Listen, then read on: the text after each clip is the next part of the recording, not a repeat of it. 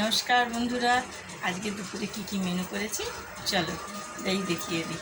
এই বেড়ে দিয়েছি সাদা ভাত, আর এই যে স্যালাড দিয়ে দেবো, কাঁচা লঙ্কা আর লেবু, এখানে শসা, এখানে পেঁয়াজ দিয়ে দিলাম।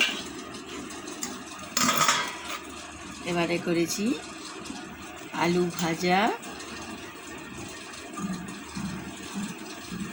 পটল ভাজা আর শাক ভাজা করেছি। এটা সজনের শাক ভাজা। সজনের শাক ভাজা প্রেশারের পক্ষে খুবই উপকার। আর আছে এখানে আরেকটা জিনিস, টেন আজকে করেছি মাটনের ঝোল। আজ করেছি